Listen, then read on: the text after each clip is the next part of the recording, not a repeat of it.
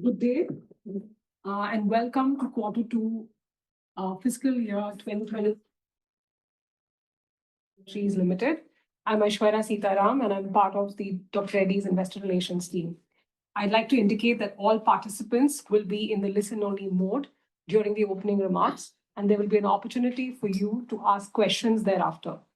Should you need any technical assistance during the call, please use the chat function in your Zoom application.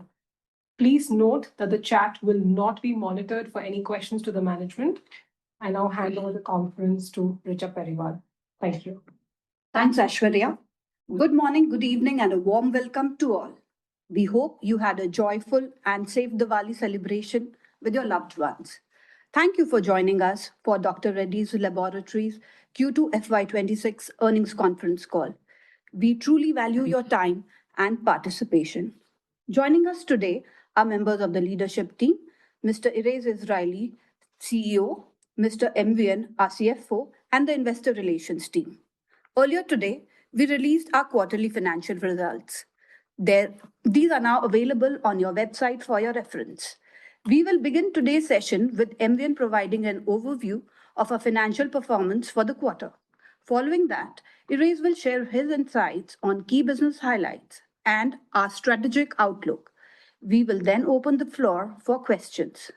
Before we proceed, please note that this call is the proprietary material of Dr. Reddy's Laboratories and may not be rebroadcasted or quoted in any media or public forum without prior written consent from the company. This session is being recorded, and both the audio and the transcript will be made available on our website shortly. All commentary and analysis during this call are based on our IFRS consolidated financial statements. Please note that certain non-GAAP financial measures may also be discussed. Reconciliations to the corresponding GAAP measures are included in our press release. Finally, a reminder that the safe harbor provisions outlined in today's press release apply to all forward-looking statements made during this call. With that, let me now hand it over to MVN to present the financial highlights for the quarter. Over to you, MVN. Thank you, Richa and Aishwarya. Good evening and a warm welcome to all. Thank you for joining us on our Q2 FY26 earnings call. I'm delighted to take you through our financial performance for the quarter. We delivered a steady performance in Q2, achieving near double-digit growth despite lower lenalidomide sales. The acquired consumer healthcare business supported the top-line momentum. EBITDA margin stood at 26.7% for the quarter. All financial figures in this section are translated into US dollars using a convenience translation rate of 88.78 paisa. The exchange rate prevailing as of September 30th, 2025. Consolidated revenue for the quarter stood at 8,805 crores, which is $992 million, a growth of 9.8% year-over-year and 3% on sequential basis. While US generics faced pressure from product-specific price erosion and lower lenalidomide sales, overall growth was supported by the integration of consumer healthcare business and double-digit growth delivery across other markets, aided by favorable forex. Consolidated gross profit margin for the quarter was 54.7%, a decrease of 492 basis points year-over-year and 223 basis points sequentially. The decrease in margins during the quarter was due to lower lenalidomide sales and product-specific price erosion in the US generics, one-time inventory provisions from the discontinuation of the certain pipeline products due to technical challenges and lower operating leverage in PSA business. Gross margin was 59.1% for global generics and 18% for PSA. The SG&A spend for the quarter was rupees 2,644 crores, which is $298 million, an increase of 15% on year-over-year and 3% on sequential basis. The year-over-year increase was primarily driven by focused investments in the acquired NRT consumer healthcare business and in branded generics, which are key to driving sustainable growth. SG&A for the quarter includes a one-time provision of rupees 70 crores for a VAT liability in one of our subsidiaries and charges related to a discontinued pipeline product. SG&A spend accounted for 30% of revenues during the quarter and was higher by 132 basis points year-over-year and similar levels on a sequential basis. Excluding the one-offs related to VAT provision, SG&A spends as a percentage of revenues was at 29.2% in Q2 FY26. The R&D spend for the quarter was 620 crores, which is $70 million, a decline of 15% year-over-year and broadly flat sequentially. The decrease was due to reduced development spends on biosimilars during the quarter, as major investments for abatacept have already been completed. We continue to make focused R&D investments in complex generics, APIs, and biosimilar pipeline, while pursuing strategic collaborations to bring innovative assets that support sustainable long-term growth. The R&D spend was 7% of revenues for the quarter, lower by 203 basis points year-over-year and 26 basis points on a sequential basis. Other operating income for the quarter was rupees 267 crores, higher than rupees 98 crores in the corresponding quarter last year. This was mainly on account of product-related IP settlement income in the United States and one-time reversal of 88 crores in liabilities related to discontinuation of the pipeline product. EBITDA for the quarter, inclusive of other income, stood at rupees 2,351 crores, which is $265 million, an increase of 3% on year-over-year and a sequential basis. The EBITDA margin stood at 26.7%, lower by 174 basis points on year-over-year and flat sequentially. Adjusting for the one-time VAT provision mentioned earlier, the underlying EBITDA margin was at 27.5%. Impairment charge was 66 crores, including 54 crores for property, plant, and equipment at our Middleburg facility following the discontinuation of the pipeline product, conjugated estrogen. The remaining charge pertains to a product related to intangibles impacted by adverse market conditions. The net finance income for the quarter was lower at 77 crores as compared to 156 crores for the same quarter last year. The decline in net finance income reflects lower returns from financial investment following a deployment of cash reserves towards acquisition of consumer healthcare business and other intangible assets in line with our capital allocation strategy. As a result, profit before tax for the quarter stood at rupees 1835 crores, that is $207 million. PBT as a percentage revenues was at 20.8%. On an adjusted basis, excluding the one-time VAT provision, the PBT margin was at 21.6%. Effective tax rate for the quarter was at 22.2% compared to 30% in the corresponding period last year. The ETR for Q2 FY26 was lower primarily due to favorable jurisdictional mix for the quarter. The ETR in the corresponding period last year was higher due to reversal of previously recognized deferred tax asset related to land indexation following amendments introduced through the Finance Act 2024 to Income Tax Act 1961. Profit after tax attributable to the equity holders of the parent for the quarter stood at rupees 1437 crores, which is $162 million, a growth of 14% on year-over-year, flat on QOQ basis. This is at 16.3% of revenues. Diluted EPS for the quarter is rupees 17.25.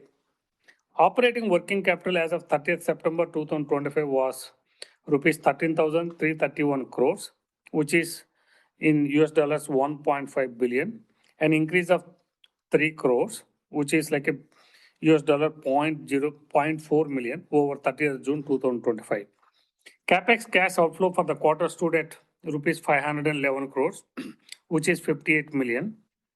Free cash flows generated during the quarter was rupees 1,046 crores, which is $118 million.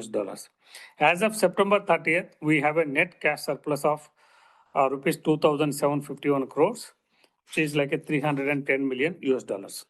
Foreign currency cash flow hedges executed through derivative instruments during the period are as follows. $502 million hedged using combination of forward structured derivative contract scheduled to mature through December 2026. These contracts are hedged at the rate of 86.9 per US dollar. A ruble 4.28 billion hedged at fixed rate of 1.03 per Russian ruble with maturity falling within next 4 months. With this, I request Ares to take us through the. Thank you, MVN. Good day, everyone, and thank you for joining us today. We are pleased to report a consistent performance in Q2 FY26, marked by a double-digit growth and steady profitability. This performance was driven by contributions across all key markets except for the US generic business. During the quarter, we continued to make a meaningful progress across our strategic priorities, namely growing the base, scaling our presence in consumer healthcare, innovative therapies, and biosimilars. We advanced our key pipeline programs, including semaglutide and abatacept. In addition, we have been driving initiatives to enhance cost efficiencies across our operations while simultaneously pursuing business development activity to support sustainable growth in the coming quarters. Let me now walk you through some of the key highlights of the quarter. Revenue grew by 10% year-on-year, driven by broad-based growth across businesses, benefiting from acquired consumer healthcare and supported by a favorable forex. Growth was partially offset by low contribution from lenalidomide and some price erosion in the US in some select products. The EBITDA margin stood at 26.7%. The ROC for the quarter was around 22%. The cash flow from operation was utilized toward plant expansions and acquisition of strategic brands and securing rights for distribution in defined markets. We closed the quarter with net cash surplus of $310 million, reinforcing the strength of our balance sheet. We strengthened our innovation-led portfolio through strategic collaboration and launches. We entered the anti-vertigo segment with the acquisition of Stugeron and related brands across 18 markets in APAC and EMEA from Janssen Pharmaceuticals. In India, we strengthened our gastrointestinal portfolio with the launch of 2 novel drugs, tegoprazan under the brand name of PCAB and linaclotide under the brand name of Colozo. In partnership with UnitAid, Clinton Health Access Initiative, and WITS RHI, we are working to make lenacapavir, a long-acting HIV prevention tool, accessible and affordable in low and middle income countries. We continue to make progress on our key pipeline product. The subject expert committee, the SEC, under Central Drug Standard Control Organization, has recommended approval for semaglutide injection in India. We received a positive opinion from European Medicine Agency Committee for Medicinal Products for Human Use for the denosumab biosimilar candidate. The US FDA accepted our investigational new drugs IND application for Koya 302, a partnered novel drug for the treatment patient with ALS. We also made a steady progress on integrating the acquired nicotine replacement therapy business. We have successfully integrated 2/3 of the business by value, including Canada, Australia, and selected key Western European markets. The next phase will include Southern Europe, Israel, and Taiwan. On the regulatory front, several inspections were completed across our global facilities. In September 2025, the US FDA conducted a pre-approval inspection on our Batch-Poly Biologics facility and issued a Form 483s with 5 observations. The agency recently issued a complete response letter in reference to the ongoing resolution of observation pertaining to the biologic license application, the BLA, of our rituximab biosimilar candidate. We are working to address these observations.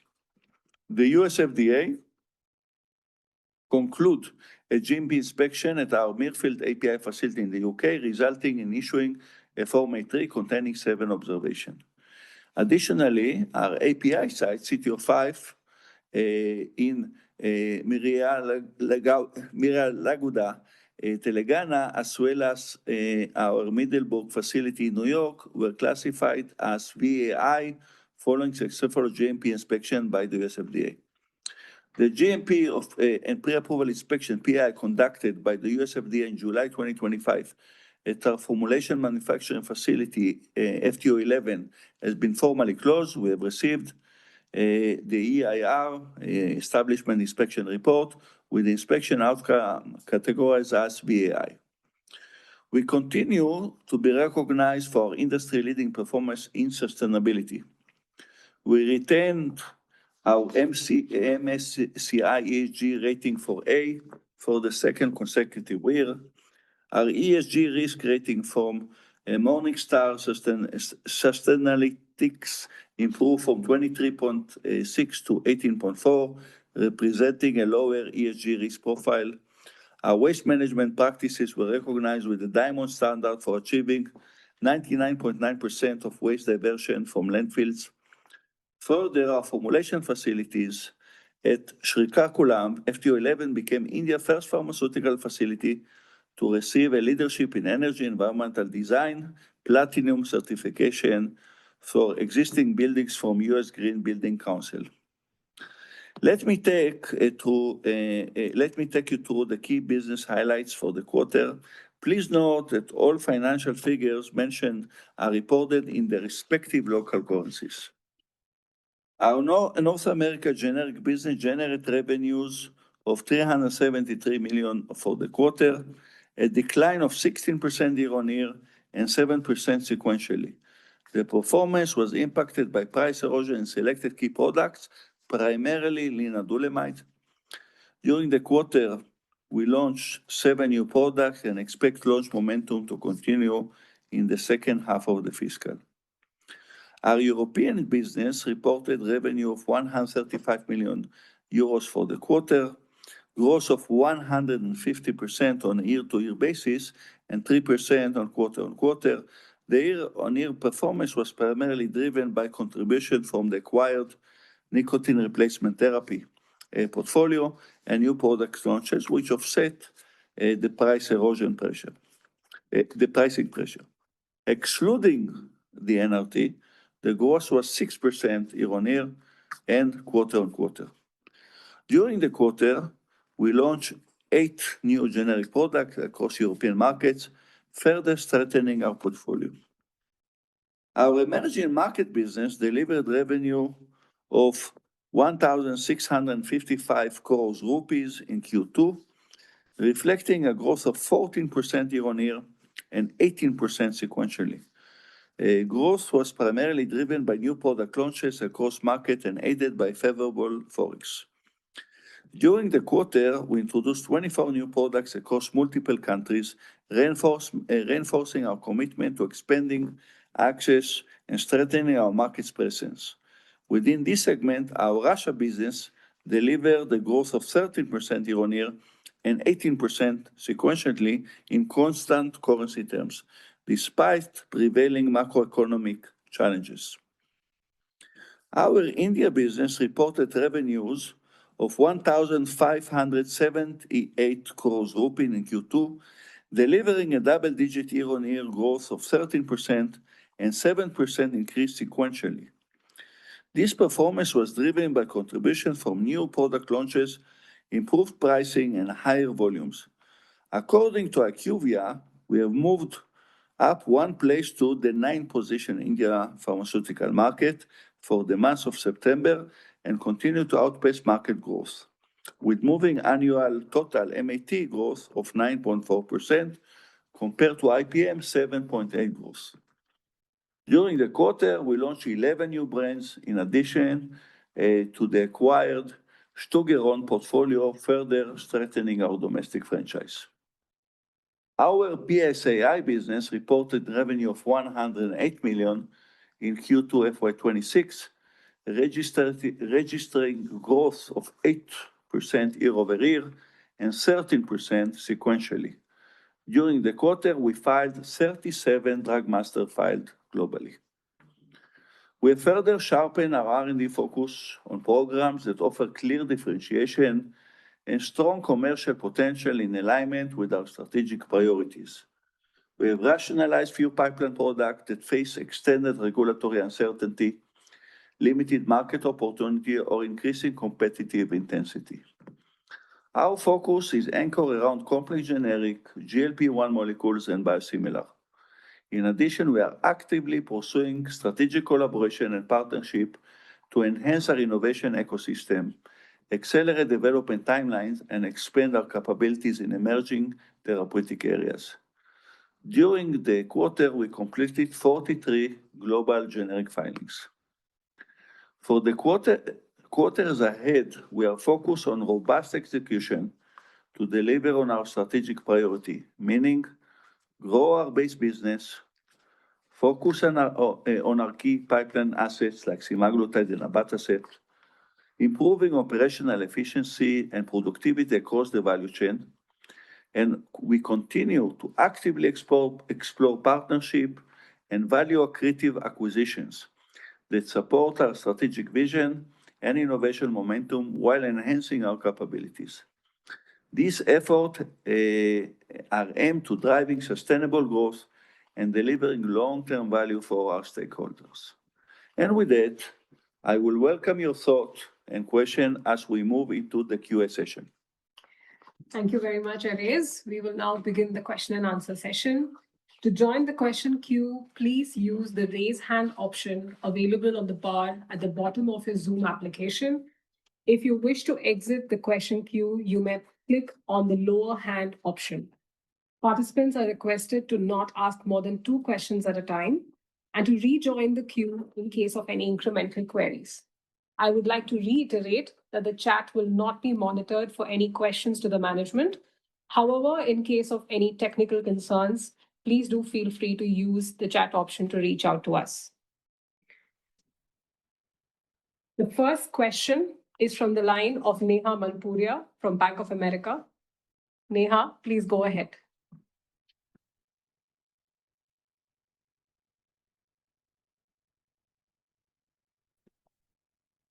Yeah, thanks so much, Aishwarya. Good evening. My first question is on the US business. While I know you talked about product-specific erosion and rev limit quarter-on-quarter,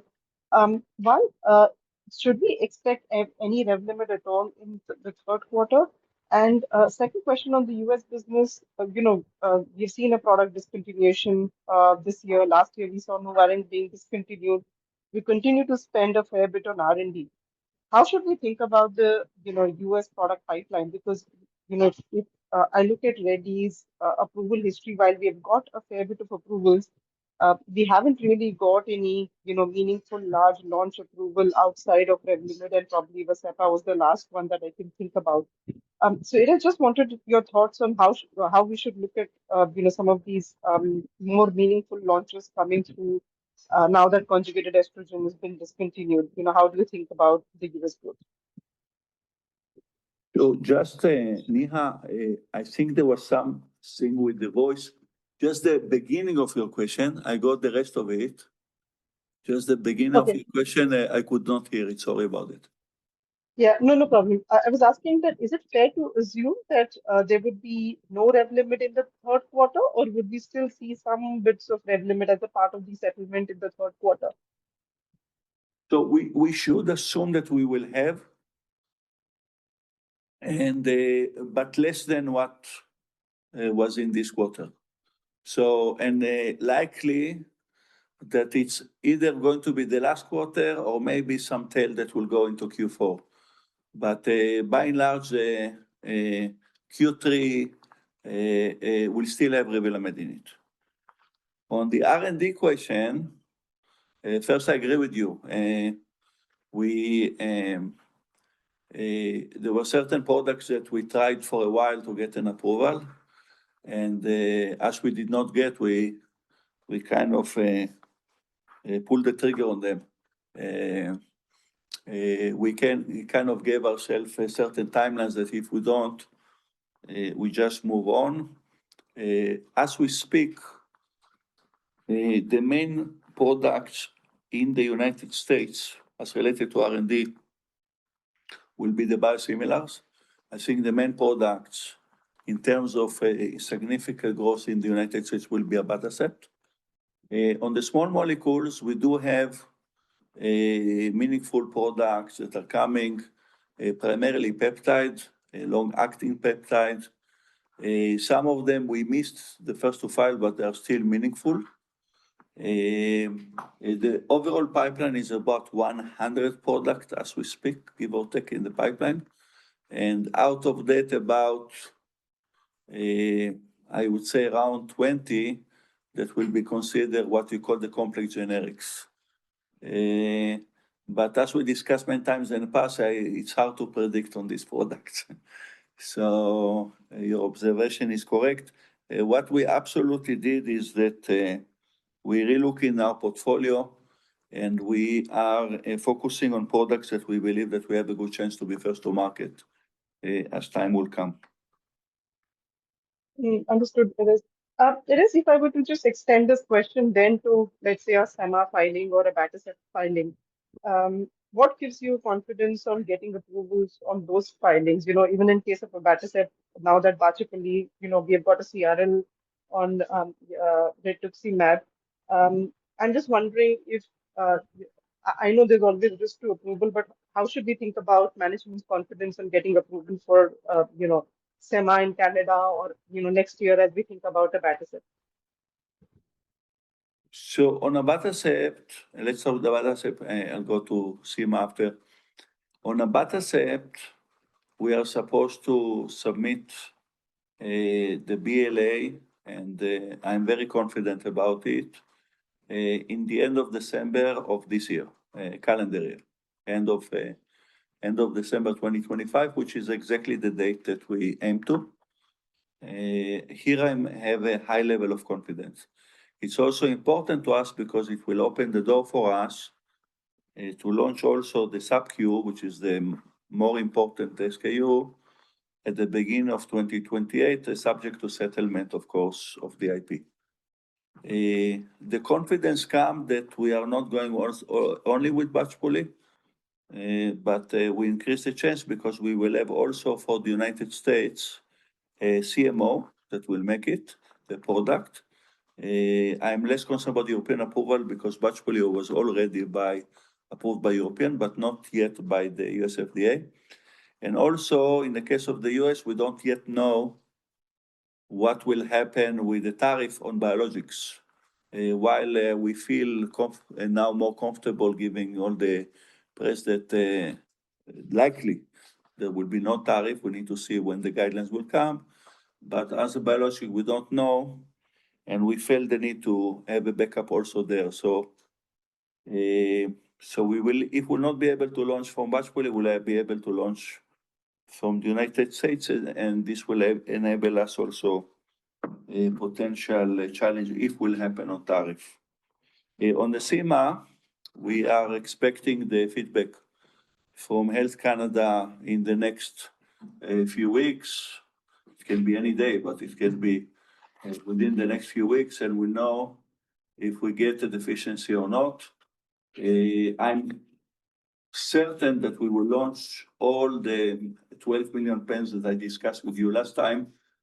Obviously, if it will not be in Canada, it will be in other places. So the launch is going to happen. The question, of course, if we'll get a CRL or we'll get something in Canada, obviously the pricing may be different.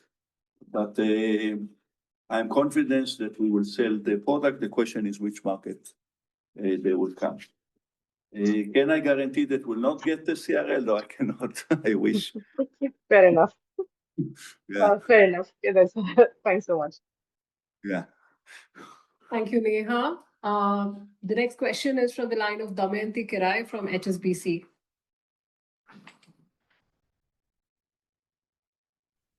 Hi. Damayanti, please go ahead. Yeah, hi. I hope I'm audible. Yes, Yes. absolutely. Okay. Thank you for the opportunity. My first question is again on semaglutide. So, Erej, can you remind us the legal status which was underway in India, litigation with Novo on semaglutide? Sure, we are challenging the patents in India, and it's currently in the High Court in Delhi. All the hearings were done, and we are waiting for the decision of the judge. We don't know exactly when she will submit her decisions, and likely that whoever will not like the decision will appeal. So likely that it will continue after. But at this stage, the hearing are done, and we are waiting for the outcome of the decision of the judge.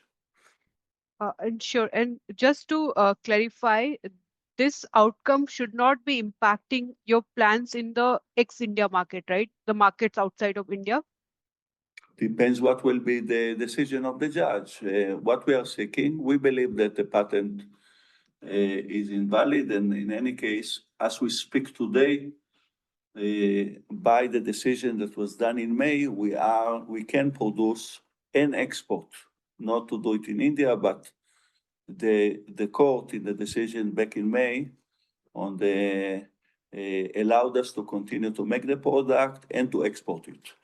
In terms of in the current state, we can launch in India only at patent expiration, which is right now dated to March 26. Okay, that's clear. My second question is going back to abatacept. So just clarifying earlier discussions. So did you mention you have a CMO in place to manufacture that product in case Bachupali takes some time to get the clearance from the FDA? Or what is the arrangement? Like what kind of risk mitigation strategies are in place? Sure, correct. So we will have, I did mention that, we will have a CMO in the United States to produce abatacept, in addition to our capacity that is built in Bachupally, India. And it's mitigating 3 risks.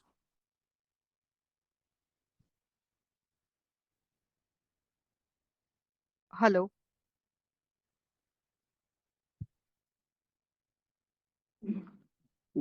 Yeah. Can you hear me now? Yes, I can hear you now. Okay, I'm saying it's addressing 3 risks. One is in a case that there will be, again, CRL or any regulatory challenges, that we will be able to launch from already approved FDA site in America. Second, if there will be any tariff or any other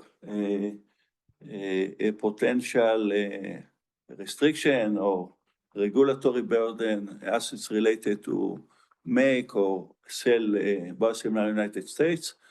And the number 3, to increase capacity.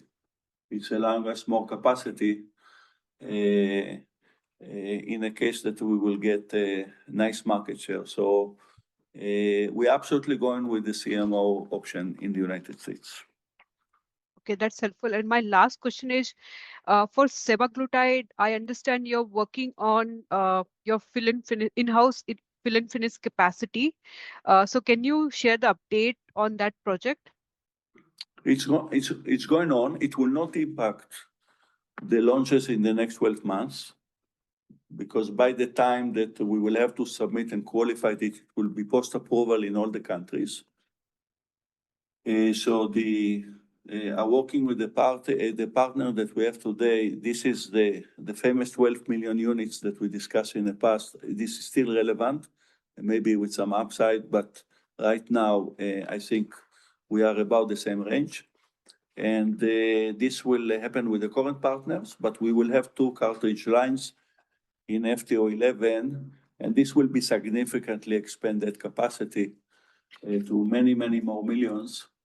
But let's see that let's say in that respect, it can go to even up to 50 million, but it's all theoretical at this stage. It will be relevant not for the next 12 months, but for the period after that. Sure, that's helpful. I'll get back in the queue. Thank you. Thanks, Damayanti. The next question is from the line of Dr. Bino Patiparampil from Elara Capital. Bino, please go ahead. Hi, good evening, all of you. First question on the India market, India business. You had a strong growth in the quarter. Is there anything in particular that helped you? And was there any impact related to the GST disruption in the quarter? Yeah, so we managed well the GST. So the GST was not a significant obstacle for us. We managed it well. It's just execution of our strategy, the way we discussed it for many quarters. We identify the therapeutic areas that we want to focus on, and we made several inorganic moves to buy brands that allow us relevant access, so as well as licensing of innovative products, and just working well, and it's likely to continue. We said all along that we believe that innovation will allow us to outpace the market, and we feel very, very comfortable now about that strategy. I think more and more people see that now. Understood. You have recently done this acquisition of the Stagiron brand from Janssen. Could you give some idea about what sort of revenues does that business have in its acquired form?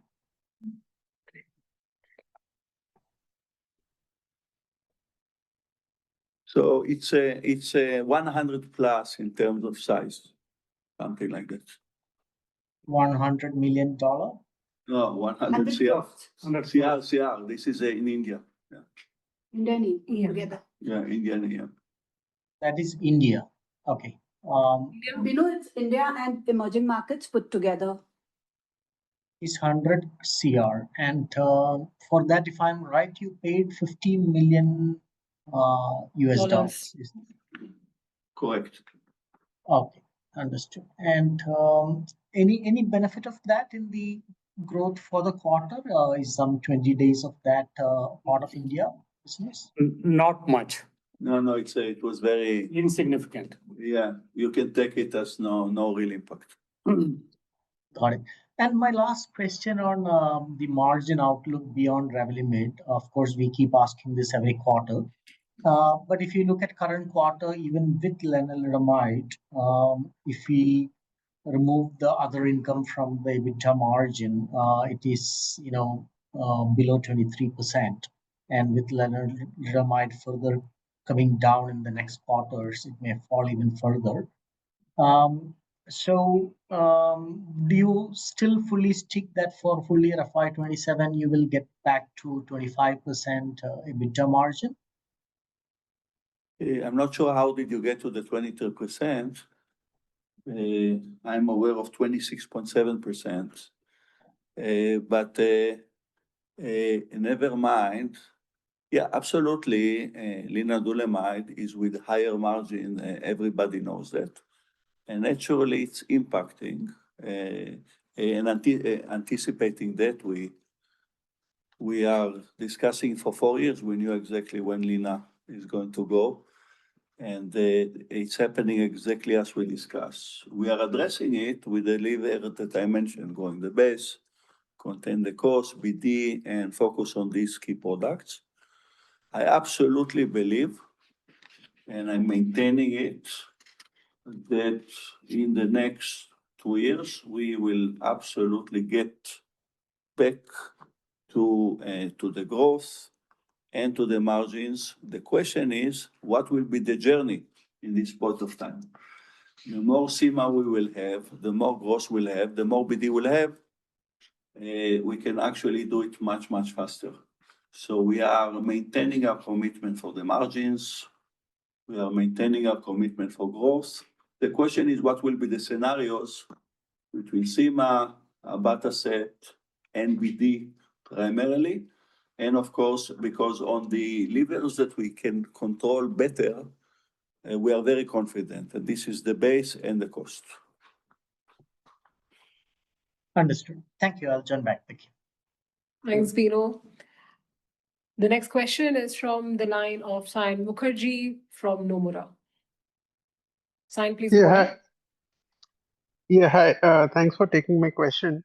So my first question is on the US-based business. There has been a lot of price erosion over the last, 3-4 years since you have launched Revlimid. How is the base today versus, let's say, before Revlimid? Is it up, down? If you can give some color so that we get a sense where we should, assume the number post Revlimid. Sure. So it went down. It went down primarily not so much on volume. There were some products, about I think 5, that faced competition and price erosion, and that's what took it down. It's not significantly down. Most of the decline that you see is lenalidomide, but if you want to compare, it is down. And do you see it sort of stabilizing now from the current level, or do you think there is scope for further price erosion? And if you can just give some color on the pricing dynamics in the US at this point, anything has changed? No change. I think it's stabilized, and I believe that it stabilized also for a while beside the products here and there. But I don't foresee additional trends like that in the coming quarters. On the base products, the erosion that will be on some of the launch products. The products that we launch, those can still face erosion because not all of them, what you call, exhausted their potential erosion, but it's insignificant as we speak. Okay. My second question is on SEMA, this 12 million that you mentioned, you feel confident about selling. So if not in Canada, where will this volume be absorbed in your view? Which markets? Sure. So we are going to either directly or to partners going to obtain approval in the next, let's say, 12 to 15 months in 87 countries. Most of them are very small. The notable countries besides Canada will be India, Brazil, Turkey. And then we have partners that are selling in several countries of Latin America, so I cannot highlight a particular market, and also in Asia. We have also B2B partners that are also preparing their own launches, and we have partners on both the API as well as on those pens. So I believe that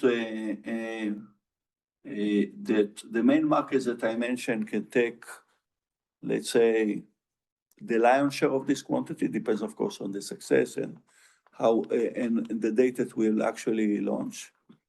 And the rest will be taken by the B2B parties.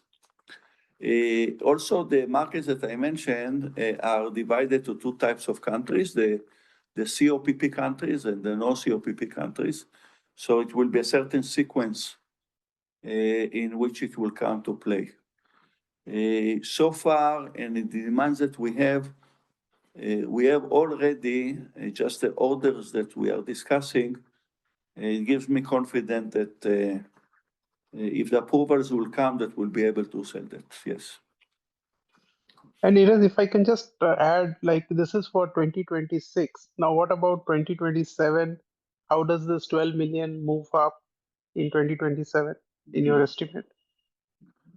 So it can move up even to, for sure to 15, but it can move up even further than that, depends on the evolution of the product. And the qualification of FT11, which will significant ramp up the capacity, will be in, toward the second half of 2027. I'm talking now calendar, not FY. Understood. Yeah, thank you. I'll join back. Thanks, Sam. The next question is from the line of Madhav Martha from Fidelity International. Madhav, please go ahead. Hey, good evening. Thank you so much for your time. I wanted to understand a bit on the, I think we've delivered double-digit growth in the ex-US markets. Are we confident of maintaining this trajectory over the next 1 or 2 years? That's my first question. Yes, very much so. Okay. And could you highlight any key drivers? Like, do we have like new launches lined up, or what can help that steady growth? Because India, especially 13% was quite a good number. So ahead of market. So just wanted to understand what could drive is it. Yeah. So each one of the markets, we have different drivers. So if you want, I can highlight the markets for you, the main markets. In Europe, it's primarily a combination of the NRT business, the leverage of the US portfolio, in which the pipeline is coming up, and the launch of biosimilar rituximab, denosumab, and bevacizumab that we had in the UK. In the case of India, it's obviously it's primarily our inorganic move that we made on innovation and the acquisitions of brands that we did, in addition to a normal growth that we had on the legacy pipeline. So I always mention that in India, our legacy pipeline will be like the market, and what we are adding value is in the places in which we are bringing products better than the standard of care. This is the strategy. And now that we accumulate enough of those, it's starting to be shown. It took us, as I'm sure we all remember, quite a few years to build that. In emerging markets, it's primarily, again, leverage of the generic business, especially on injectable and oncology, as well as biologics. All of our biologics going to emerging markets, and in each one of them, we have depends on the market, selective innovation that we also license as part of our deal with India. In the case of Russia, it's primarily our legacy brands, as well as some licensing and acquisition that we made in Russia on both the OTC as well as the RX. API is primarily the focus on peptides, and on both, there is also a lot of demand for the peptides on the API side. I hope I covered all the markets for you. If I forgot something, please. Makes sense. And my second question is just on abatacept. You said we can submit the BLA by end of calendar year 25.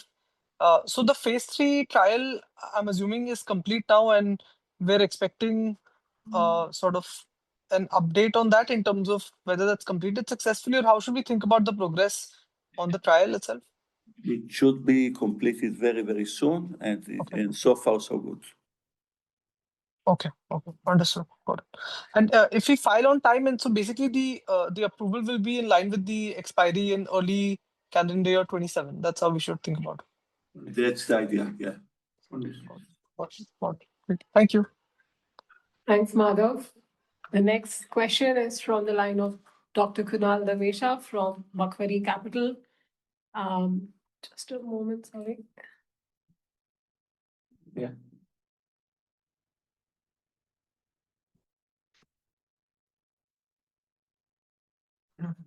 Hi, can you hear me?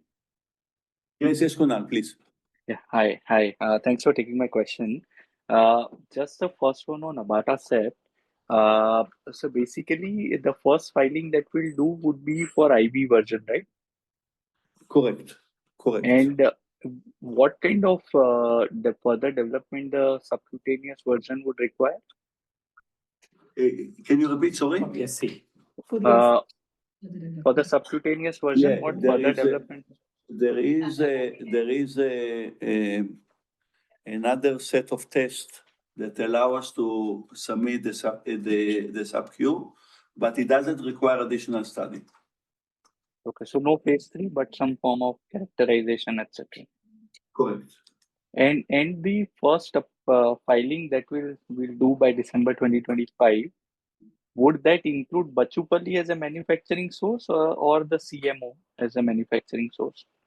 Bachupalli. Bachupalli will be start, and the CMO will be a tech transfer from Bachupalli.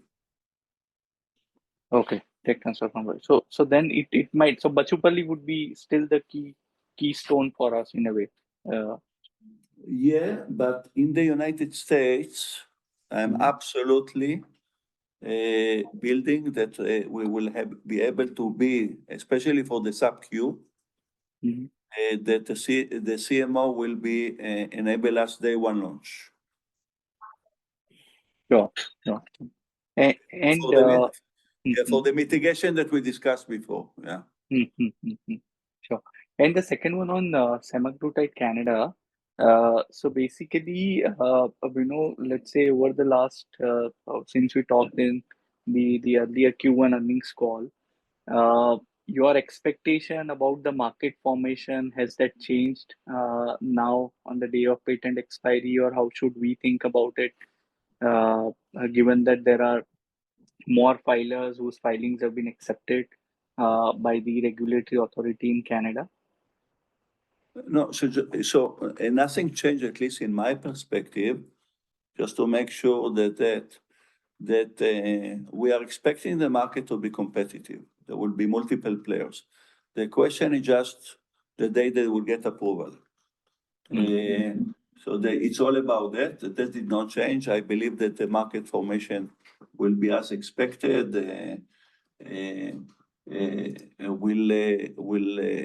Once there is an approval, there is an application for reimbursement, and according to the rules in Canada of the pricing, that's how the market will play. So nothing changed in the way I think the game will be played. It's about obtaining approval and obtaining a good outcome from the litigation in India. Sure. And lastly, on India, for SEMA, when I look at, we have basically conducted trial for Ozempic and Rybelsus. So does that enable us to launch the weight loss version, which is Wegovy generic as well? For Wegovy, we'll have to have an application by itself. We'll have to. It would be a separate application. It will be separate. Okay, perfect. Thank you and all the best. Thank you. Thanks, Kunal. The next question is from the line of Tushar Manudhane from Motilal Oswal Financial Services. Tushar, please go ahead. Yeah, am I audible? Yes. Thanks for the opportunity. Sir, just on steady, robust traction of biologics across European markets and Indian market, if you could just highlight how much has been the total biologic sales across different markets on an annualized basis till date? I sorry, something in the voice is too low. Sales. Just to make sure, you ask how our sales evolve in India and Europe? That's what they ask. The question is? So biologic sales, cumulative biologic sales across different markets. The market or us? I'm sorry, I'm not. Our sales. Yeah. So we launched in Europe. Hopefully, I'm answering correctly.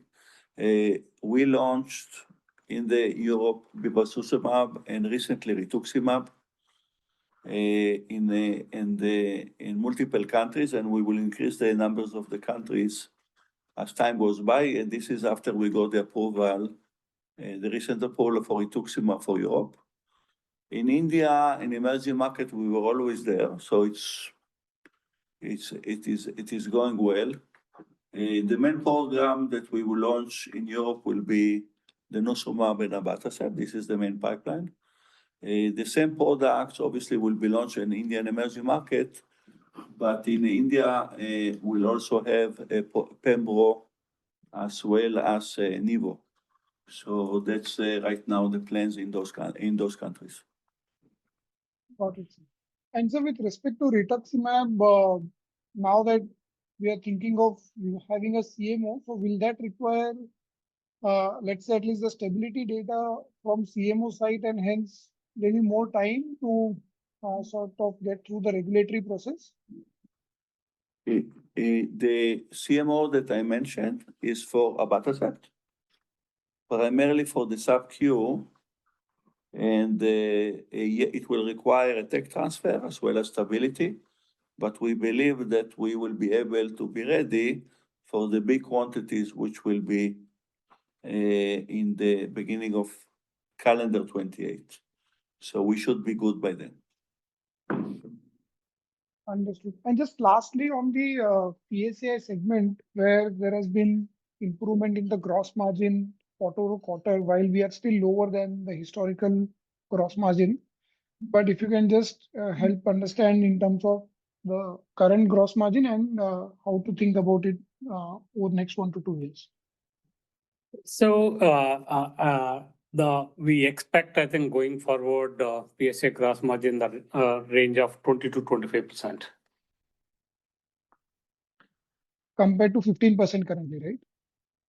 No, this quarter is 18%. And because I think here, based on the product mix and then I think leverage of all the overheads and everywhere, I think the range you can expect, I think, going forward, 20 to 25% PSA gross margin.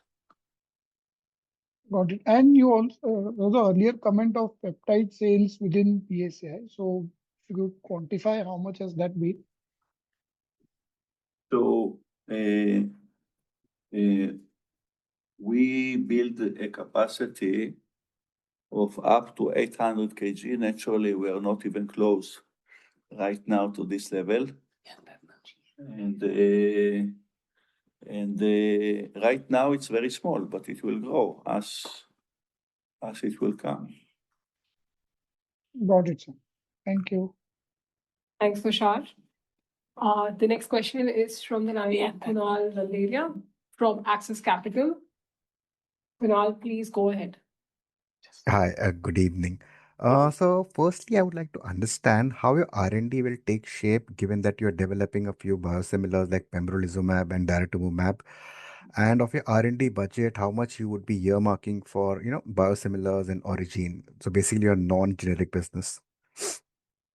Sure. So just to clarify, daratumumab, we are not developing. It's a product that we license from Henlius, from a Chinese company. The Denosumab was developed by Alvotech, and we have a partnership with them. And so in that respect, the main products that are done internally is still abatacept that we basically finished the clinical of it. As you can see, the R&D is about 7% right now of the sales, and likely that it will stay in this range for now. Sure. Thanks for that. And secondly, again on semaglutide, so do you foresee a situation where the market may not turn out to be as favorable as you think in Canada? Because, besides the number of filers, which are increasing by the day, there are perhaps risks, let's say from a compounding pharmacy, which is intending to enter Canada. And even the innovator has seen volume pressures in several markets. So, there might be a situation where they are aggressive on pricing. So is there a risk of the market deterioration? First of all, I mentioned all along, I think that Canada market will be competitive with multiple players. So I also, in 33 years that I'm in pharmaceuticals, I learned not to forecast launch. I always mention that it can range from zero to many, many millions of dollars. So, but yeah, to answer is, I anticipate that Canada is going to be very, very competitive. Sure. And sorry if I can. I anticipate that Canada will be very, very competitive as players will get an approval. Right. And if I can, if you don't mind, ask, is there, I mean, any particular price erosion, that we can see from the current level, maybe 85% kind of price erosion that will eventually settle down to? I have no clue. I wish I do. All right. Thank you. Thanks, Kunal. Participants are requested to restrict the number of questions to just one to ensure that everybody in the line gets an opportunity to interact with management. The next question is from the line of Vivek Agarwal from Citi.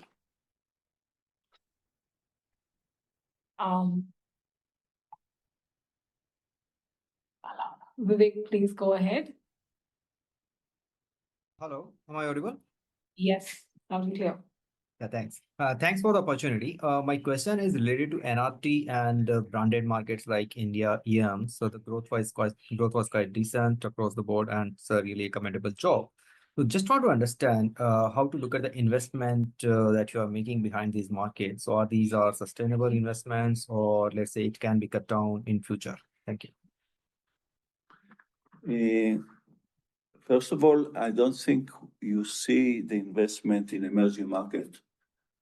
As we speak, we got the market in certain waves. And the markets that we did not get, we are still managed by Helion, and we are paying them a fee for doing that for us. So naturally, as market is coming to us, the fee for Helion is going. And therefore, the margins are going up because we don't need to pay them, and we are starting to invest. The market that we invest are only the markets that we got at the beginning, meaning UK and Scandinavia. So right now, my advice is not yet. It's absolutely not a steady state. We have 2 more waves to go. And before we go, what I can tell that so far, it's exceeding our expectation, both on the pace of growth as well as on the margin. In both cases, it's much better than what we presented internally when we approved the project. So it's a kind of a good start, I would call it. I understand, Erich. And just a related question here. It's on OPEX basically. So on absolute basis, how we should look at the OPEX in FY27? So can it continue to increase, let's say from 26 level, maybe relatively at a lower pace, or is there any possibility of absolute decline in OPEX, let's say in 27 compared to FY26? Thank you. So, Vivek, if you look, this quarter we have a 30%, and then if you adjust the one-off, I think we are close to 29.1% or somewhere. And then for any of modeling, I think we'll be in the zone of like a 28 to 30%. Thanks, and that's from my side. Yeah. Thanks, Vivek. The next question is from the line of Dr. Harith Ahmed from Avendus Spark. Harith, please go ahead. Hi, thanks for the opportunity. Just on rituximab again. So given this is the second, unsuccessful PAI and CRL that we've had, are there any specific challenges related to this facility? I'm asking also because this is a biologics facility, and our track record otherwise on compliance has been quite excellent in recent years. So there is nothing specific per se.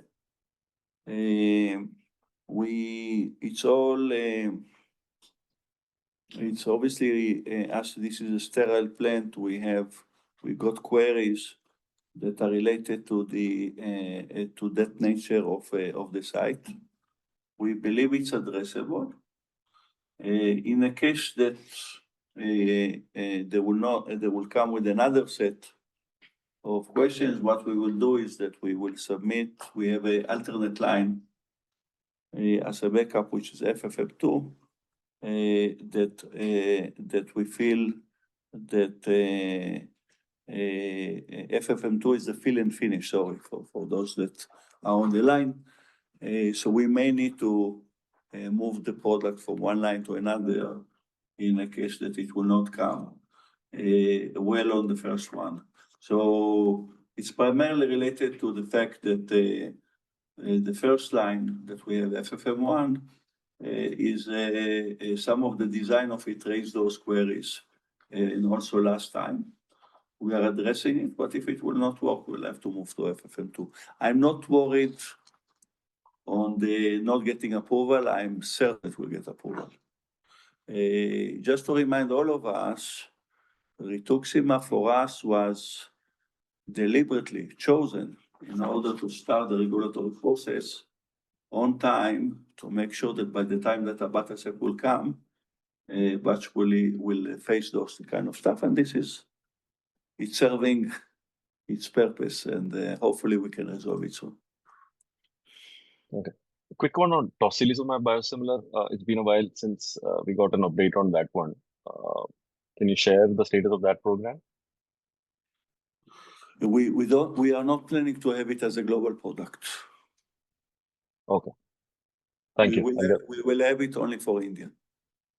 Yeah. Okay. Yeah, and then one quick, follow up on the previous question. The cost reductions that we've alluded to in the past, around 500-600 basis points of reductions. Are these reflecting to a small extent in the first half numbers, or should we wait for the coming quarters for this to actually show up in numbers? Yeah, I believe so. You can see that by the fact that Elina is going down, we are maintaining our reasonably our numbers. So it's absolutely a reflection of those mitigations. Of course, the full force of it will come as quarters will come. And we can also share the number. So we believe that with SG&A of around 28% and R&D of around 7%, it comes to the famous 5 to 7 that we said, and there is even opportunity for more if we need to. So we maintain that we are very, very sensitive to the margins, and naturally we're discussing it every time, and we will absolutely be very disciplined on those. Thank you. That's all from me, sir.